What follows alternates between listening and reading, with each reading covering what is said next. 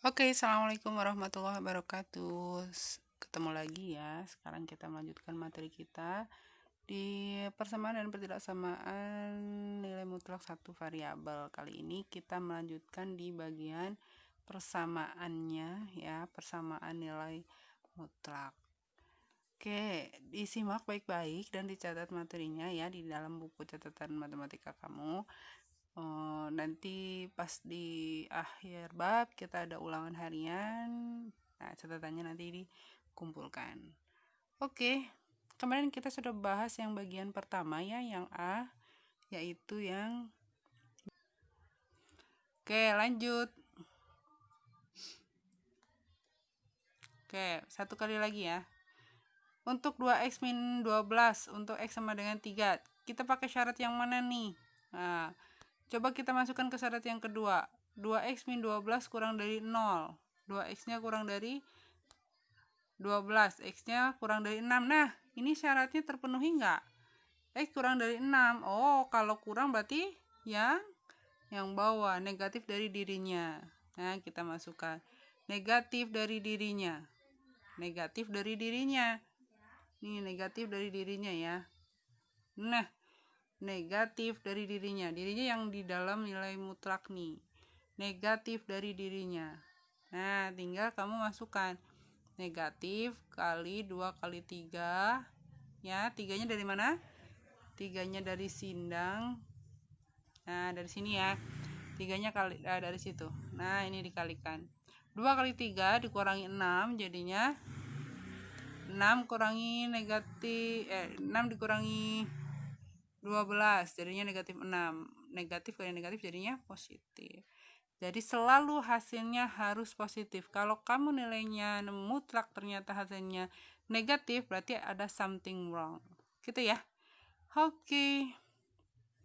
Nah, kita masuk ke bagian yang baru yang hari ini ya.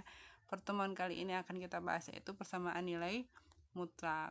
Nah, bentuk umum persamaan nilai mutlak itu ada 3 ya, untuk fx dan gx fungsi dalam variabel x ya. Itu ada 3, yaitu 1 yang bentuknya mutlak fx, di sininya konstanta.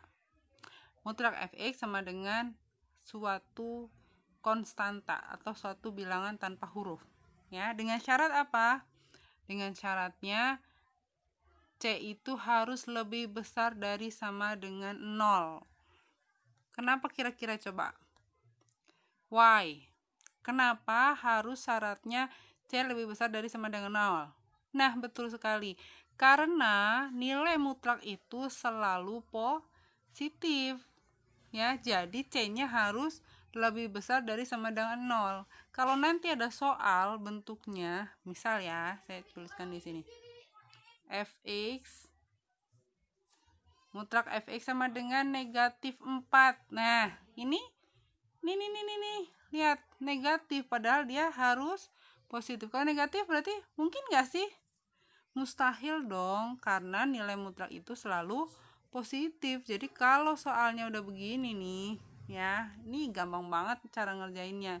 Kalau kamu punya mutlak fx misalnya 2x plus 1 gitu ya, sama dengan negatif 4. Nah, ada nggak penyelesaiannya? Tidak ada. Jadi kalau ada soal yang di sininya sama dengan negatif gitu ya, itu berarti tidak ada penyelesaiannya. Nah, gampang ya. Jadi ingat syaratnya harus positif. Harus lebih besar dari sama dengan 0. Nah, bentuk yang kedua. Bentuk yang kedua itu di sini mutlak, di sini mutlak juga. Ya. Terus bentuk yang ketiga, ini mutlak, di sini bukan mutlak, tapi syaratnya tadi gx-nya itu harus lebih besar dari sama dengan 0. Karena kalau dianya negatif nanti tadi ya tidak terpenuhi nilai mutlaknya. Oke, mana yang mau kita bahas lebih dahulu? Yang nomor 1 ya. Tapi sebelum kita bahas yang bagian 1, nih, biar tahu dulu. Ini ada nggak sih dalam kehidupan sehari-hari nilai mutlak ini? Nah, contohnya gini. Kalau misalnya ada mesin di sebuah pabrik baja ya, dia dapat membuat sebuah paku dengan diameter 4 mm. Terus paku yang dihasilkan memiliki toleransi diameter sebesar 0,01. Tentukan ukuran terbesar dan terkecil paku yang dapat dihasilkan. Nah, ini nih salah satu dari aplikasi persamaan nilai mutlak. Sebenarnya secara hitungan kasar kamu bisa dong hitung ya. Dia bisa bikin paku ukuran diameternya 4 mm. Terus ada toleransi. Toleransi itu berarti bisa lebih kecil, bisa lebih besar dari 0,01. Gampang banget ya. Gampang. Tapi ini bisa nanti kita selesaikan dengan persamaan nilai mutlak.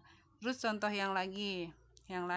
Selisih sebuah bilangan dengan 10 adalah 3. Selisih sebuah bilangan dengan 10 adalah 3. Jadi ada bilangan kalau diselisihkan dengan 10 itu hasilnya 3.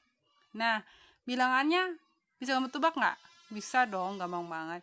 Berapa dikurangin 10 gitu ya, atau 10 kurangin berapa hasilnya 3. Berarti jawabannya nggak cuma satu dong, Bu. Iya betul, jawabannya tidak cuma satu ya. Nah, itu juga aplikasi dari nilai mutlak. Terus ada lagi nih contohnya. Misal ada sebuah tas di toko warna harganya 200.000. Kalau di toko warni gitu ya, harga tas yang sama itu memiliki selisih 20.000 nih kalau yang suka nyari yang lebih murah gitu ya. Ada selisihnya 20.000. Berarti harga yang mungkin di toko warni berapa? Kalau namanya selisih berarti bisa lebih mahal, bisa lebih murah gitu kan. Nah, jadi kemungkinannya harganya mungkin lebih mahal di toko warni atau lebih murah di toko warni. Kamu bisa ngitung nggak kira-kira harganya berapa? Nah, itu juga aplikasi dari nilai mutlak. Terus contoh yang lain. Selisih 3 kali sebuah bilangan dengan 10 adalah 2. Jadi bilangannya dikalikan 3 terus diselisihkan dengan 10 itu hasilnya 2. Bisa tentuin ya. Ini juga aplikasi dari nilai mutlak. Nah, ini nih soal-soal yang ini nih ya, yang ada ini nih. Nanti kita akan bahas satu-satu.